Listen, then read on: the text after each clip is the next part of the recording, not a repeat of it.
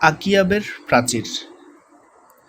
বছরের পর বছর রোহিঙ্গা সংকটকে আমরা স্রেফ একটা মানবিক পর্যায় হিসেবে দেখে এসেছি, কিন্তু নাফ নদীর ওপারে যা হচ্ছে তা কেবল শরণার্থী সমস্যা না, এই নদী দুই সভ্যতার মাঝখানে গভীর এক বিভাজন রেখা। ঐতিহাসিকভাবে এর এক পাশে থেকেছে মুসলিম সভ্যতা, অন্য পাশে চৈনিক বৌদ্ধ সভ্যতা। তাই এই নদীর চারপাশের দ্বন্দ্বটা এক অর্থে সভ্যতার সংঘাতের অংশ। ইতিহাস বলে এই ধরনের সংঘাত কখনো শান্তিপূর্ণভাবে মেটে না। সভ্যতার সংঘাত ত্রাণ দিয়ে মেটানো যায় না, মেটাতে হয় শক্তি দিয়ে। রোহিঙ্গাদের বাংলাদেশে ঠেলে দেওয়া বার্মার রাষ্ট্রযন্ত্রের এক দীর্ঘমেয়াদী প্রকল্পের অংশ। রোহিঙ্গাদের উচ্ছেদ করে তারা তাদের মাটিকে জাতিগতভাবে বিশুদ্ধ করতে চায়, আর সেই ছক বাস্তবায়নে অবাঞ্ছিত মানুষ ফেলার ভাগার হিসেবে তারা বেছে নিয়েছে বাংলাদেশকে। 10 লক্ষাধিক রোহিঙ্গাকে বাংলাদেশে ঠেলে দেওয়ার মাধ্যমে বার্মা কার্যত তার সীমান্তকে বাড়িয়ে নিয়েছে। বাংলাদেশের নিরাপত্তার সীমানা আজ আর নাফ নদীতে নেই, তা 20 কিলোমিটার ভেতরে সরে এসে ঢুকে গেছে টেকনাফ উখিয়ায়। আমাদের ভূখণ্ডের ভেতরে কার্যত বার্মার সুরক্ষার জন্য তৈরি হয়ে গেছে একটা বাফার জোন। এই সংকটে আন্তর্জাতিক সম্প্রদায়, আমেরিকা, চীন কিংবা ভারতের কাছে সাহায্য আশা করাটা বোকামি। চীন এবং আমেরিকা দুজনেরই ভারত মহাসাগরের উপর নিয়ন্ত্রণ দরকার। ভারতের দরকার 7 সিস্টার্সের সাথে যোগাযোগের বিকল্প পথ। পরাশক্তিগুলোর স্বার্থের এই সমীকরণে রোহিঙ্গা জনগোষ্ঠীর কান্না কিংবা আমাদের নিরাপত্তার কানাকড়ির মূল্য নেই। যতক্ষণ তাদের স্বার্থে আঘাত না লাগছে ততক্ষণ তারা কোনো সমাধান হতে দেবে না। আর তথাকথিত আন্তর্জাতিক সম্প্রদায় বা জাতিসংঘের কাছে এটা একটা এনজিও প্রজেক্ট, যা জিইয়ে রেখে তারা এই অঞ্চলে প্রভাব বজায় রাখতে চায়। জান্তা বিরোধী শক্তিগুলো আমাদের মিত্র না, বরং অনেক ক্ষেত্রে আরও বড় মাথা ব্যথার কারণ। আরাকান রাজ্যের নিয়ন্ত্রণ নেওয়া আরাকান আর্মিকে আমাদের দেশে অনেকেই নিছক স্বাধীনতাকামী যোদ্ধা মনে করেন, কিন্তু তাদের রাজনৈতিক দর্শন আর ইতিহাসের দিকে তাকালে ফুটে ওঠে আরেক ছবি।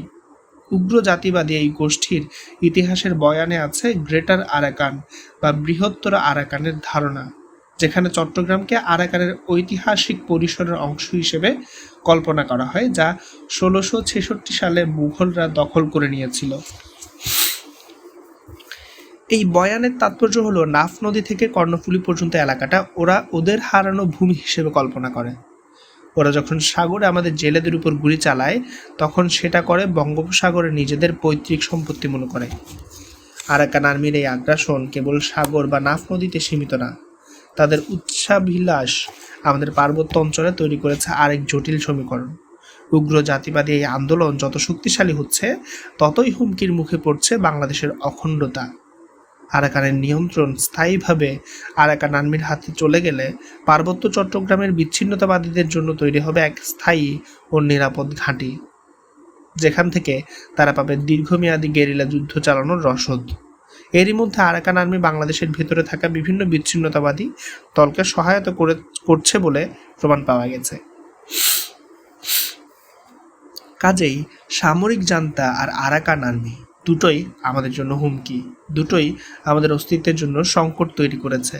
কিন্তু এত বছর পরও আমরা সেফ হাত গুটিয়ে বসে আছি। মুখে যতই মানবাধিকার বা আন্তর্জাতিক আইনের বুলি আওড়ানো হোক না কেন, বাস্তবতা হলো দুর্বলকে কেউ দয়া করে না। যে প্রতিপক্ষ কোনো ধরনের মাসুল না গুনেই লাখ লাখ মানুষকে আমাদের সীমান্তের ভেতরে পাঠিয়ে দিতে পারে, তারা কোনোদিনও স্বেচ্ছায় তাদের ফেরত নেবে না। জান্তা আর আরাকান আর্মি দুটোই আরাকানকে কেবল নিজেদের জন্য চায়। তাই অন্যের দয়ার আশায় বসে না থেকে নিজেদের নিরাপত্তা নিজেদেরই নিশ্চিত করতে হবে। আরাকানের আগুনের আঁচ যেন আমাদের সীমান্ত পুড়িয়ে না দেয়, তা নিশ্চিত করতে হলে মগধের তৈরি এই বাফার জোন ঠেলে পাঠিয়ে দিতে হবে ওদের সীমান্তের ভেতরে বহুদূর।